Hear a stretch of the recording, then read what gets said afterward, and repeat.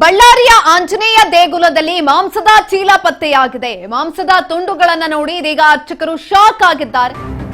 ಬಳ್ಳಾರಿಯ ಆಂಜನೇಯ ದೇಗುಲದಲ್ಲಿ ಮಾಂಸದ ಚೀಲ ಪತ್ತೆ. ಮಾಂಸದ ತುಂಡುಗಳನ್ನು ನೋಡಿ ಅರ್ಚಕರು ಶಾಕ್ ಆಗಿದ್ದಾರೆ.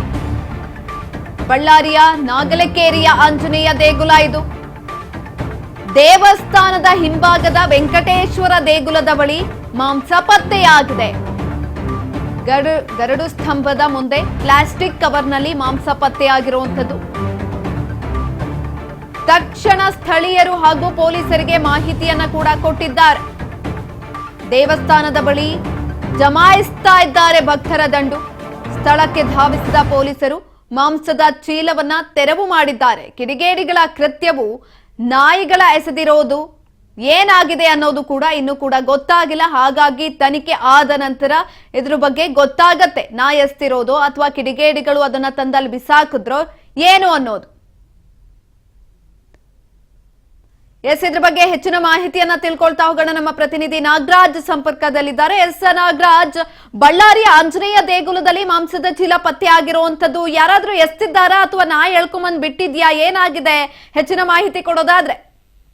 ಸುಕನ್ಯಾ, ಇದು ಬಳ್ಳಾರಿ ನಗರದಲ್ಲಿ ಇರ್ತಕ್ಕಂಥ ಒಂದು ನಾಗಲಕೆರೆ ಅಂತಕ್ಕಂಥ ಒಂದು ಕೋಟೆ ವ್ಯಾಪ್ತಿಯ ಒಂದು ಪ್ರದೇಶ. ಈ ಒಂದು ಪ್ರದೇಶದಲ್ಲಿ ಏನು ಬಾಲಾಂಜನೇಯ ಸ್ವಾಮಿ ದೇವಸ್ಥಾನ ಇದೆ. ಇದು ಬಹಳ ಪ್ರಸಿದ್ಧವಾದಂತಹ ದೇವಸ್ಥಾನ. ಈ ಒಂದು ದೇವಸ್ಥಾನದಲ್ಲಿ ಬೆಳಗ್ಗಿನ ಜಾವ ಅರ್ಚಕರು ಏನು ಶರ್ಮಾ ಇದ್ದಾರೆ, ಅವರು ಹೋಗಿ ಬಾಗಿಲನ್ನ ತೆಗೆದಂತ ಸಂದರ್ಭದಲ್ಲಿ ಆ ಒಂದು ದೇವಸ್ಥಾನದ ಆವರಣದಲ್ಲಿ ಏನು ಈ ಮಾಂಸದ ಚೀಲಗಳು ಇರ್ತಕ್ಕಂಥದ್ದು ಪತ್ತೆಯಾಗಿರ್ತಕ್ಕಂಥದ್ದು, ಮೂಳೆ ಮತ್ತು ಮಾಂಸದ ಚೀಲ.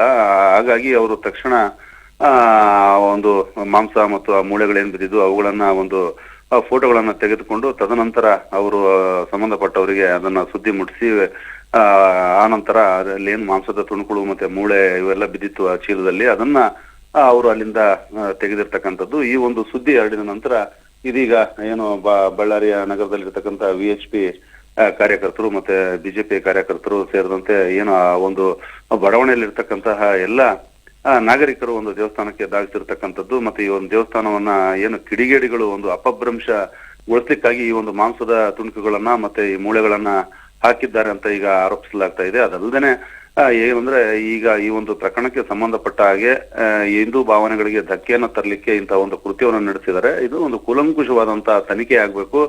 ಆ ಒಂದು ತನಿಖೆಗೆ ಒತ್ತಾಯಿಸುವ ನಿಟ್ಟಲ್ಲಿ ನಾವು ಒಂದು ಸಾಮೂಹಿಕವಾದಂತ ಒಂದು ಇವತ್ತು ಒಂದು ಪ್ರತಿಭಟನೆಯನ್ನು ಕೂಡ ನಾವು ಎಲ್ಲ ಹಿಂದೂ ಸಂಘಟನೆಗಳು ಮತ್ತು ಅಲ್ಲಿನ ನಾಗರಿಕರ ವತಿಯಿಂದ ನಾವು ಮಾಡ್ತೇವೆ ಅನ್ನೋದನ್ನ ಈಗಾಗಲೇ ತಿಳಿಸಿರ್ತಕ್ಕಂಥದ್ದು. ಈ ಘಟನೆಗೆ ಸಂಬಂಧಪಟ್ಟಂತೆ ಈಗಾಗಲೇ ಬ್ರೂಸ್ಪೇಟೆ ಪೊಲೀಸ್ ಠಾಣೆಯ ಪೊಲೀಸರು ಆ ಒಂದು ದೇವಸ್ಥಾನಕ್ಕೆ ಭೇಟಿ ನೀಡಿ ಎಲ್ಲಾ ಒಂದು ತನಿಖೆ ಆಯಾಮಗಳಲ್ಲಿ ಅದೊಂದು ಪರಿಶೀಲನೆಯನ್ನು ನಡೆಸ್ತಾ ಇದ್ದಾರೆ. ಹಾಗೂ ದುಷ್ಕರ್ಮಿಗಳನ್ನ ಬಂಧಿಸುವಲಿಕ್ಕೂ ಕೂಡ ಈಗ ಅಲ್ಲಿಂದ ಪಕ್ಕದಲ್ಲಿ ಮತ್ತು ಅಲ್ಲಿರ್ತಕ್ಕಂಥ CCTV ಫುಟೇಜ್ಗಳನ್ನು ಕೂಡ ಈಗ ಕಲೆ ಹಾಕ್ತಾ ಇರ್ತಕ್ಕಂಥದ್ದು. ಧನ್ಯವಾದಗಳು ನಾಗರಾಜ್ ಹೆಚ್ಚಿನ ಮಾಹಿತಿಗಾಗಿ.